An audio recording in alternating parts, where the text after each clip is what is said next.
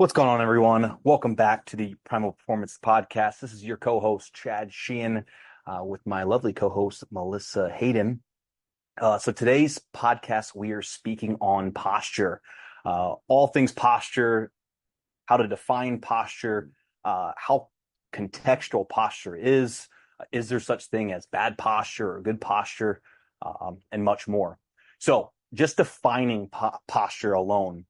Webster's dictionary defines it as the position or bearing of the body, whether characteristic or assumed for a special purpose. So the biggest thing is when we're working with patients and clients is understanding that posture is highly contextual. You have to look at the biopsychosocial approach when working with patients and clients. Just because someone has a quote unquote bad posture doesn't mean this is something that's structural or wrong. It might be a representation of their current mood or of their current psychological state. It might not necessarily be structural. Some structural abnormalities might include a gibbous deformity or Sherman's disease, where we see this large arching hyperkyphosis of the thoracic spine, that typical rounded shoulder appearance, hunched over, that you commonly see in elderly adults, both male and female. Melissa, what do you like? Just give me some of your thoughts on posture alone. Well, I think when we're talking about one for the general population, general public, what we see when we go into a gym or we go into a yoga studio is we use the term correct posture, correct alignment. Like there's one universal posture or alignment that is quote unquote healthy. And I think it's a pitfall for trainers, for yoga teachers to be putting this on people who walk in, because we almost use it as a way to we position it as a way to like make a certain position, a certain pose, a certain exercise, quote unquote, safer, or the way to prevent injury, when in fact it's not. Trying to force someone into a posture that's not their own is actually a good way to put them on the path to pain, discomfort, or whatnot. And so I think the fundamental thing that we're talking about here, where there are definitely clinical things that you can speak to when we're, as a layperson, walking into a gym, where we're like, it's important to I think talk about and to help people who are listening to this, whether you're a trainer, whether you're a coach, whether you're going to the gym, like you need to develop your own personal agency, your own confidence that like, if something feels right and your coach or your yoga teacher is like, well, that's not quote unquote correct posture, they're the ones who are wrong, not you. And it's really, I think, helping people get related to what is correct posture for them. Can we put our bodies in more optimal positions, or can we be doing things that, put us kind of swing the pendulum into like under the side of, more increasing the risk of injury or increasing the risk of pain? Sure. But I think, like you said, the other thing that doesn't get considered is the whole biopsychosocial model. And what, for people who may not be familiar with that term, we're talking about almost like a three-legged stool, where you have to deal with your mental, your physical, the mental, the physical, And biological. So all three, sometimes one leg may weigh heavier than the other, but they all play into posture and pain, which is probably a whole different series, is so complex. And I think that the role that especially stress and the nervous system plays in this discussion is really important. Yeah, just like you were speaking to, pain actually might be a byproduct of a certain chronic posture, but vice versa also. Posture might be a representation of pain. So the classic, like westernized approach to posture is, what we learned in school: rounded over shoulders, protracted out in front of us, forward head deviation, some type of jaw abnormality. We have a flaring of the rib cage. We may have increased extension to the low back. Posture doesn't necessarily mean, a forward lean or protracted shoulders. Posture also represents a lateral antalgic lean. So, for example, If someone has pain on the one side of their body, they're going to lean away. They're going to compensate. This is a compensatory strategy to get themselves out of pain. So postures can represent a pain pattern, but a pain pattern can also represent chronic postures. For example, someone working in a factory, if they're on the factory line and they're in the same position every day, they pick up an item and they rotate to their left repeatedly over and over again for years on end for their entire career. Well, we're most likely going to have some type of compensatory abnormality and presentation of pain that's related to this chronic overuse in a certain posture and movement, right? So it's really what came first, the chicken or the egg? Was it the chronic posture, or was it the chronic pain pattern that is now being presented through this posture as a compensatory strategy? I think, we also look at so let's take standing, what you're speaking to kind of put it into, for those who may not be familiar with some of the clinical terms, we've got this forward head posture, right? Where your head's pitched forward. It's really the effect of our sedentary lifestyle, where we're sitting, where we're tech neck, whatever you want to call it. Upper cross syndromes, more so the medical name, which is derived from Dr. Yanda's approach. So you have the upper and lower cross syndromes that we can get into today. Right. And the thing is we then go to move, which is obviously very beneficial, but we have trainers, we have yoga teachers who are trying to put us into quote unquote correct posture. So after we've spent 8 hours rounded over, whether you're a surgeon, whether you're at a desk or just driving your car, then we try to have someone stand completely upright, pull their shoulder blades to their spine, kind of almost puff your chest out. And that idea of correct posture, we're like, that should fix everything. But in reality, if you leave someone standing there, that position that you just said is correct posture could actually be pain inducing. So I think it's, everything kind of exists on a spectrum. There are definitely movements that we can bring, but it's very individual. Like you said, you have someone who does a lot of rotation to one side, or they have a profession that's going to create that type of imbalance in their posture. Someone who is flexion intolerant or extension intolerant, like their correct posture is very different than someone else's. Yeah, I'll use myself for an example.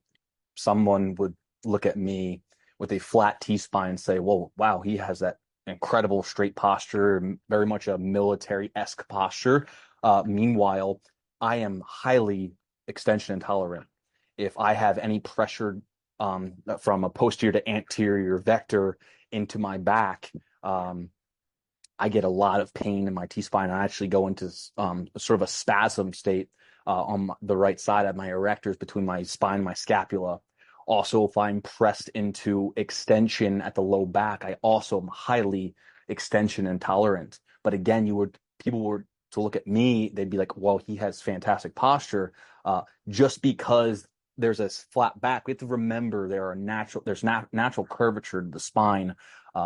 And for some reason, I don't know where this came from specifically, but the Western medicine has really started to create this false narrative that a straight back, chin retraction, retracted shoulder blades, a flat T-spine, and posteriorly tilted pelvis, or even a neutral tilted pelvis is the correct posture. And I guess today we're trying the main goal is to just debunk that. It's important to understand, even for the lay person, that there is no correct posture. Posture is highly contextual. Right. I'll give an example for students.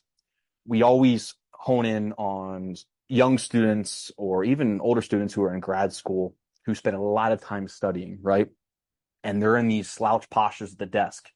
Well, if you look at the psychosocial aspects of learning and visual fields, it's actually really important. And it's easier to focus and get in sort of a flow state where you're collecting and analyzing data that you now need to not just understand, but memorize and truly learn and understand information so that's applicable as a student.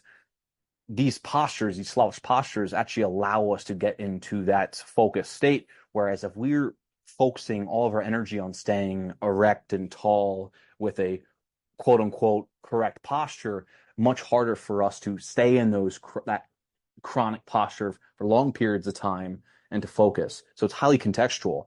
If you were to look at a linebacker or pardon me, a lineman in football, they're not standing up straight. No, they shift their center mass forward. They're anteriorly deviated, so that they can produce power and accelerate forward and meet the opponent in front of them. A hockey player also isn't in a upright, erect fashion. They're in a slouch position so they can produce force and drive through their feet via their skates.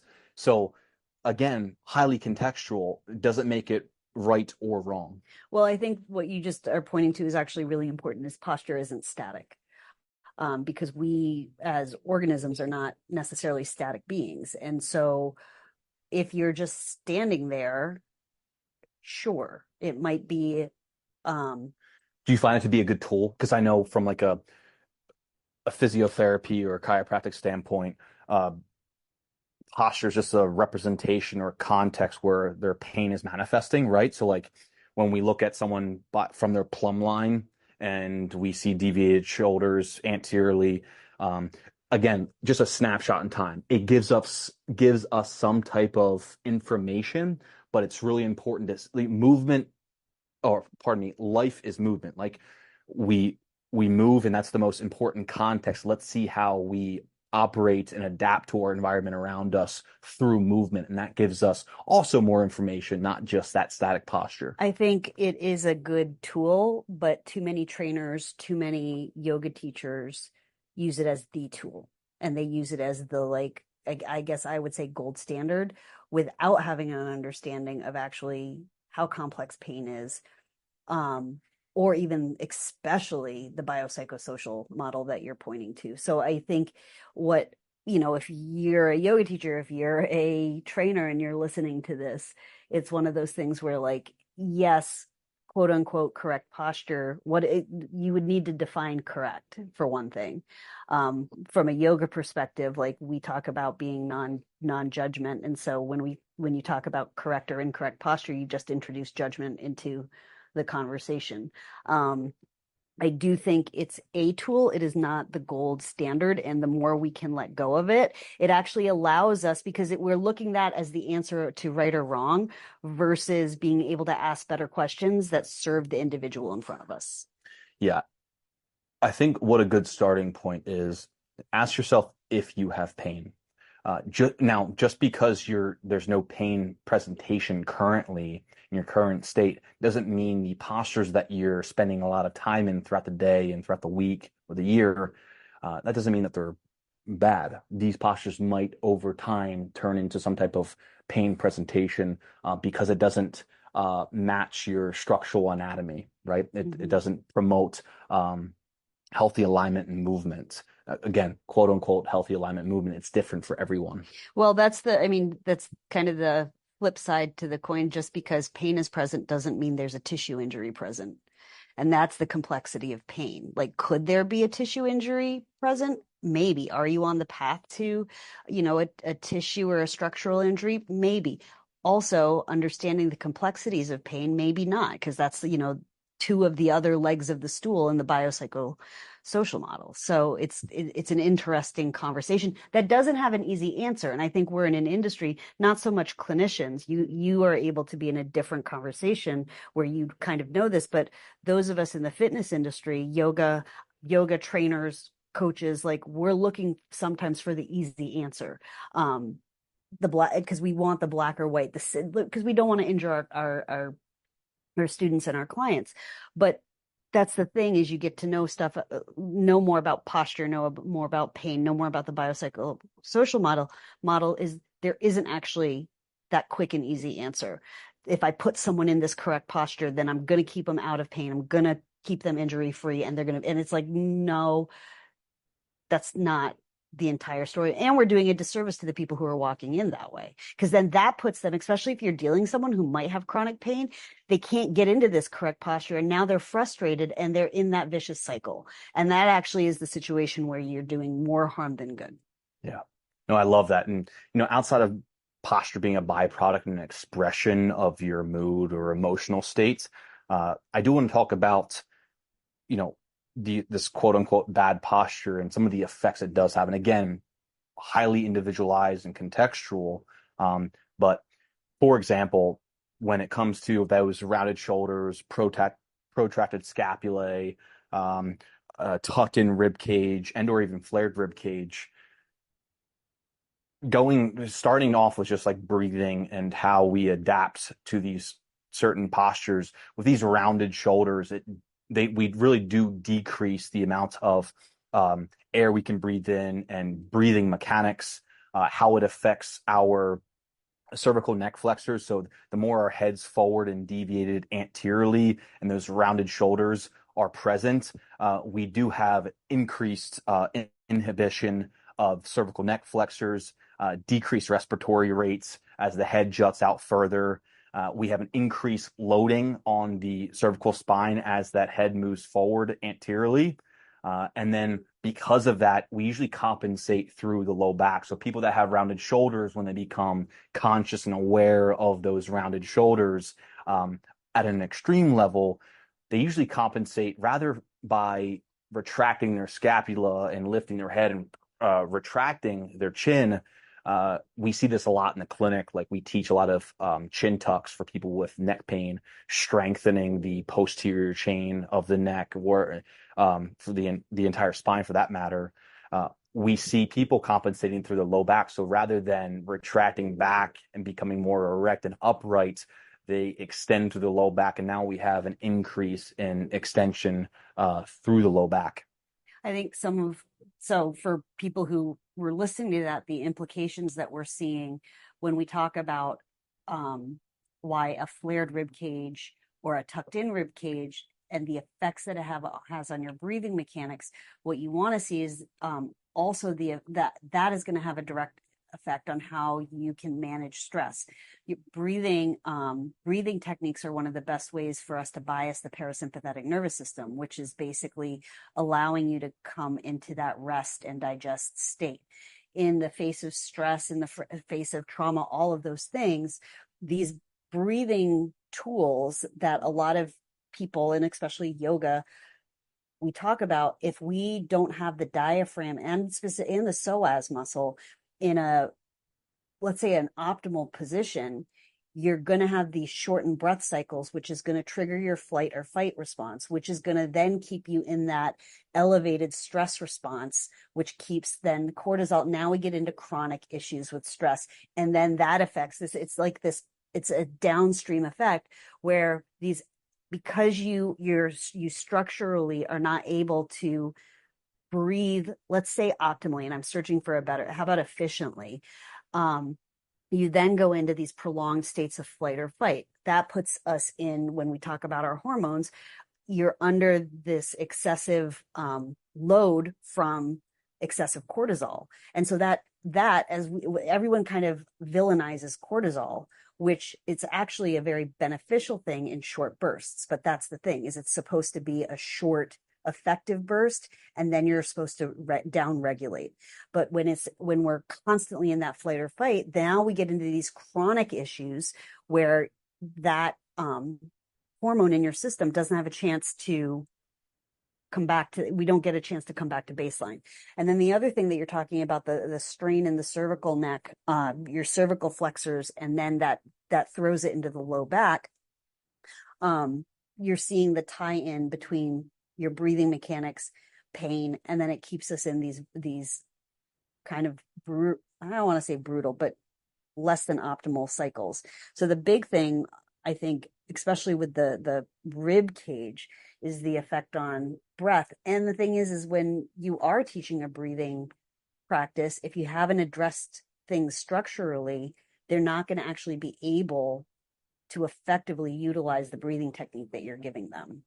Yeah, again, the way we adopt these postures, just because muscles are positionally inhibited or tight doesn't mean we necessarily have to stretch them. And I'll let you kind of touch on this because of all the work that you do in the field of yoga, but I will touch on it briefly.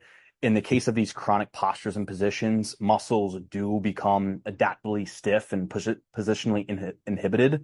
But that doesn't mean we necessarily need to stretch them. We need to strengthen the entire posterior chain and be able to be stronger and adapt to the forces of gravity throughout our day in these different contexts and environments, not just stretching and stretching and stretching and expecting to see some type of change, becoming stronger and creating the capacity to adapt to environmental stressors is so important. I think that would be a great additional podcast to do. It is hearing students and clients talk about, they walk in because they're whatever posture they've been in, they come in and like, my hips are tight, I need to do hip openers, I need to stretch it out, and they might get momentary relief, and that's great. The issue is if that tightness comes back in 20 minutes, 40 minutes, 2 hours after class, the stretching isn't helping. Yeah. The question is like, why are your hips tight? Have you just sat in a chair? Well, okay, why don't you just move? Why don't you challenge your hips in a deep squat and challenge those end ranges of motion under load rather than just sitting in a passive stretch and expecting some long-term physiological change in your tissue? Well, because you haven't gotten to the root cause. And Yes. that's the one, again, it goes, this biopsychosocial model, like I know you kind of brought it up, but it is, our nervous system governs everything. And like to think that our skeletal muscular system can outsmart the nervous system is it's actually entertaining. And like your nervous system, if it senses instability, it's going to lock down. Like if it senses instability, let's say in your cervical spine, it might lock down your low back to protect that source of instability. Or if it senses instability in the low back, it might lock down a hip or a knee or an ankle. And that source, that knee pain may not be knee pain. So sometimes yoga teachers, unless you're like a corrective exercise specialist, like it's kind of beyond our scope of practice, beyond kind of not always pushing people to do all of these stretches. If it gives them momentary relief and it makes them happy, like have at it. But like we haven't gotten to the root cause. And to your point, usually it's because there's a lack of stability, not a tightness that needs to be stretched out. Yeah. I'm going to put you on the spot here from a positional standpoint, posture related. What are some of the tools that you give patients and clients on, if they're in a state of pain due to some type of chronic postural related mechanism? What are you prescribing to these patients and clients, and why?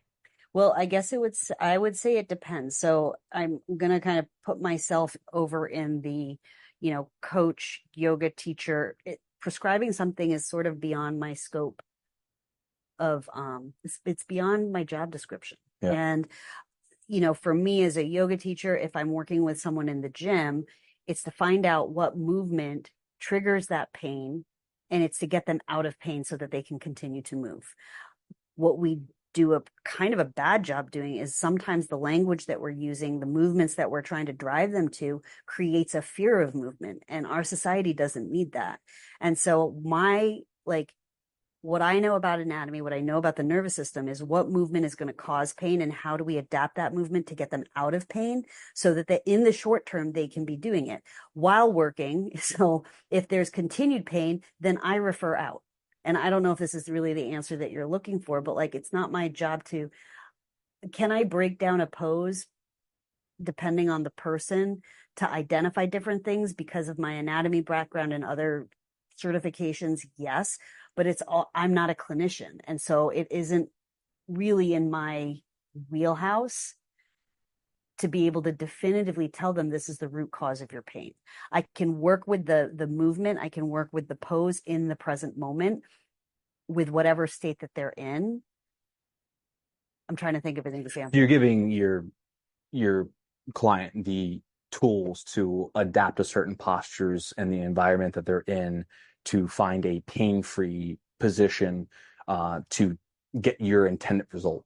Yeah, and it's to keep them moving, and it's to help them develop some personal agency or autonomy, for lack of a better word, control, so that they feel that they have some control. I think when we talk about chronic pain, the one thing that gets missed, um, even when we're talking about posture, is like people with chronic conditions, they feel at the effect of that, and there's a loss of control that can keep us in these pain cycles because of the effect that that has on the central nervous system.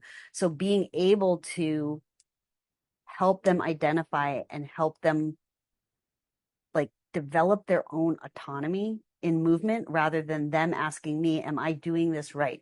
Is this the correct posture? And then them being in pain while they're trying to do it takes control away from them.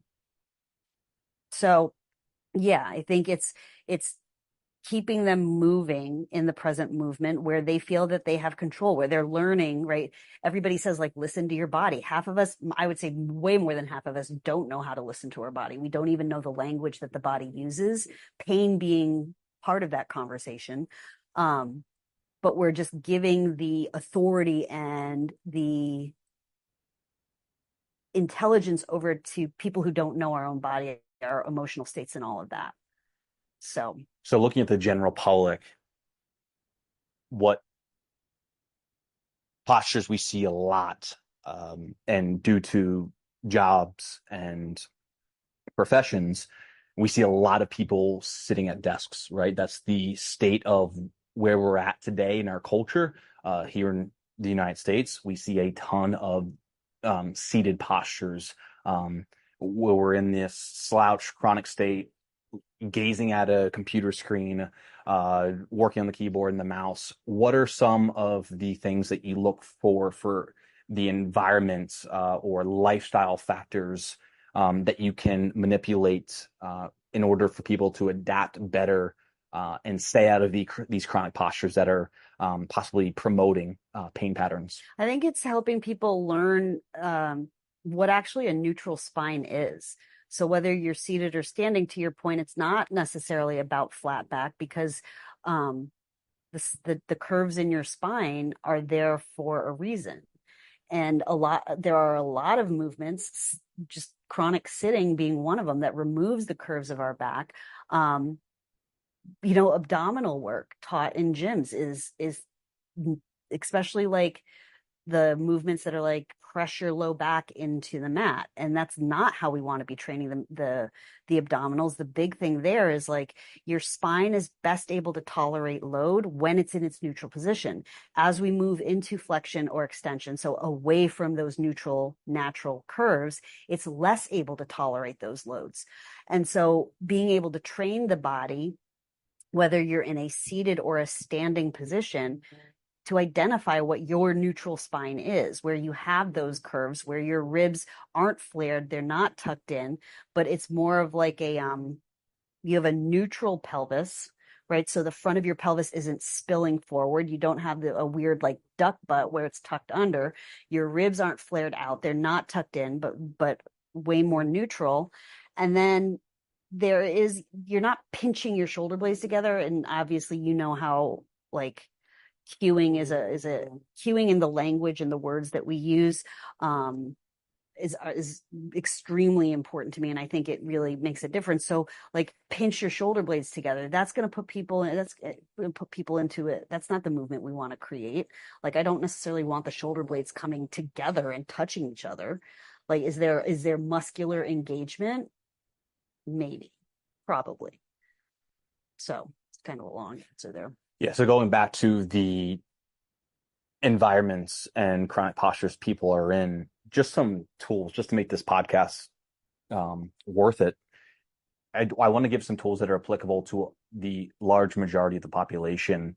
People that are sedentary, may not be exercising as much as they'd like to or as much as they should be, and getting not just exercise, just getting movement in general, right? Like exercise doesn't need to be going to the gym and resistance training or doing a ton of cardiovascular conditioning. No. Just I'm speaking to just movement in general, just anything besides being seated chronically all day.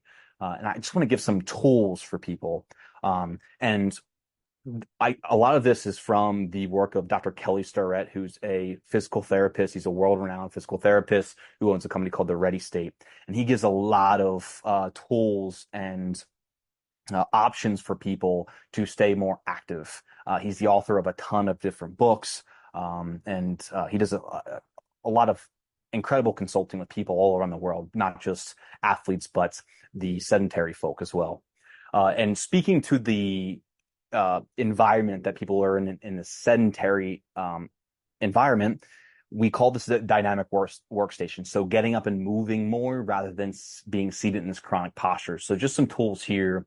One is going to be a height adjustable desk, allowing people to get up out of their chair and to stand and to load their joints and to marinate their hips and their knees and their ankles and challenge them to stay upright and create some compression, which is compression in a positive sense on all of the joints of their body. Also, looking at what you're wearing but with your shoes. There's another time and place, not today, but the shoes that you're wearing, the footwear, and how it affects not just posture, but biomechanical patterning. But when you're at your desk, if you're able to, whether it's wearing a shoe with a wide toe box and a zero drop heel that allows you to be in this neutral posture and doesn't anteriorly tilt your pelvis, or also shoes, especially if people that are working on a concrete floor or a hard floor, shoes that are at least flat with minimum cushioning and a zero drop heel and a wide toe box may really help decrease the excess extension through the spine and the flaring of the rib cage and inhibition of the abdominal musculature. But also not just the posture and aspect of standing, but also where your computer screen is in front of you. So a common rule that I really like and that I've prescribed to a lot of patients is where the screen is. So at the top of the screen should be aligned with your eyes, and then the screen being slightly tilted up, also being 18 to 30 inches away from your face, the screen that is. Really important, can help people with external cues change the postures that they're in, as well as the mouse and keyboard, finding a height. There is no specific height that's right for everyone, but finding a height that works for you and allows you to, prevent these pain presentations throughout the day. What's really important, my favorite tool for clients and patients is not just staying in one posture or two postures, the three postures, but changing that posture throughout the day many of times. Not just staying in one posture for long periods of time, changing that posture every 2 to 3 minutes, whether it's being seated or standing or in a staggered stance position, or using the chair or stool that you have to go up into a half pigeon, where you kick one foot up onto the stool or the chair and you can stretch out that side of the posterior chain, like your glutes and your external rotators of your hips, and then switching that up. There's so many different things that you can do to help limit chronic postures and fatigue.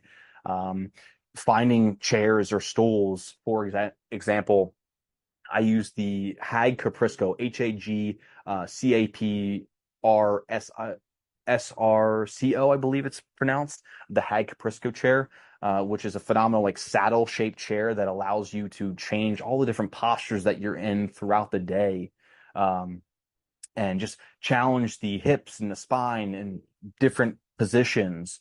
And that's just one tool to get you moving positions and postures throughout the day, so we don't become positionally inhibited on a short-term scale.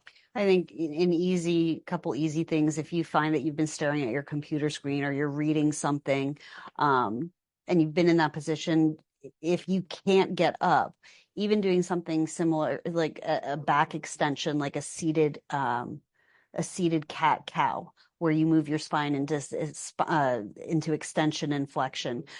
You can just take your hands to reach behind you, grab the back of your chair, pull your shoulder blades together, and kind of arch your back.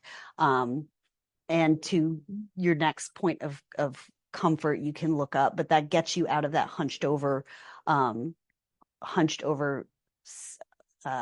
position pretty easily, and not like you don't have to.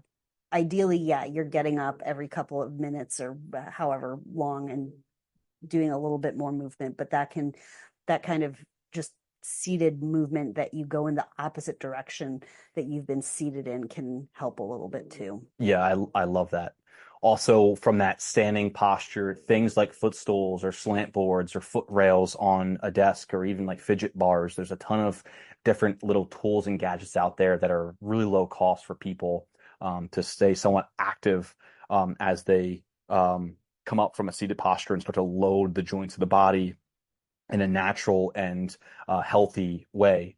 Also, one thing I love is the 20-20-20 rule. So for every 20 minutes of sitting and staring at your screen, take a 20 break, take a short break for after that 20 minutes of being seated, and then stare at something 20 feet away for at least 20 seconds. So it helps you reset the autonomic nervous system and the visual apparatus and get you out of that tunnel vision, kind of wake you up, get some sort of arousal.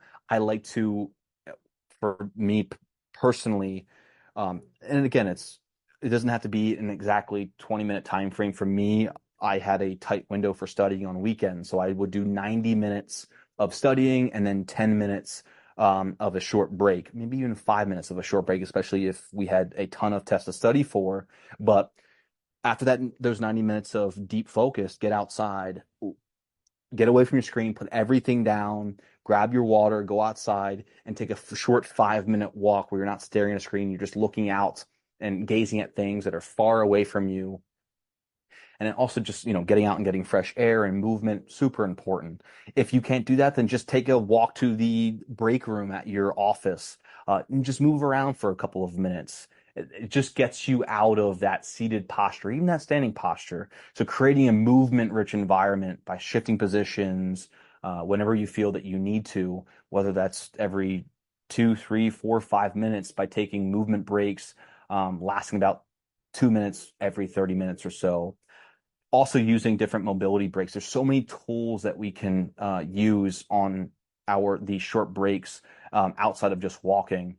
These are things that you guys can reach out to us on, and we can give you those tools and coaching on different environments and contextual tools as well.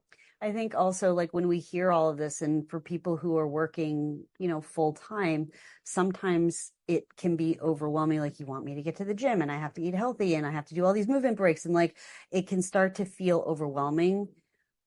Think of it like, start small, like create winnable gaps for yourself. Like, in an ideal world, are we incorporating all of this stuff? Sure, absolutely. But look at it as like good, better, best, right? And something is better than nothing. And so break it down into what actually works for your work environment, your professional environment, your home environment, the actual realities of what your job dictates, and incorporate as little or as much as you can, but start small, and then you go from there. It's a very individualized, just like your posture, it's a very individualized approach to it.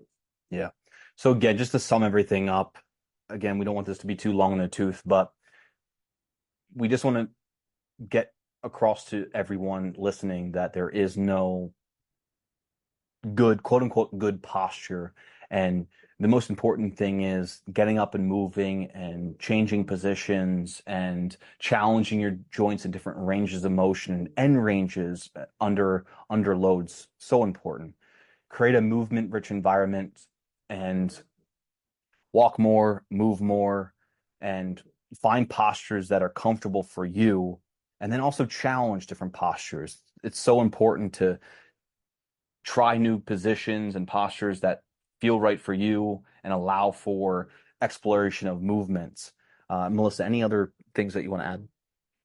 And not to this, I mean, there's obviously so much around it, but I think for key takeaways for this one, it's work with your coach. Like if they recommend something that is like a correct posture and it feels good to you, then great. Stay with that. But if they are trying to recommend correct posture and it doesn't feel right, trust what you're hearing from your body and create a posture that is pain free. Discomfort is fine, and that's a different conversation. But that we need, I think, that's a narrative that the yoga industry and the fitness industry does a terrible job. Is like our job is actually to help people distinguish between discomfort and pain. Discomfort, sure, you can sit with, but pain is often body feedback that could be telling you that there's a structural injury that is coming or is present. Discomfort could be similar, but like we have to help people distinguish between the two rather than these dumbass statements like pain is weakness leaving the body or some shit like that. Don't you love that one? No, it drives me crazy because that too completely discredits the biopsychosocial model. Yeah. All right, Melissa.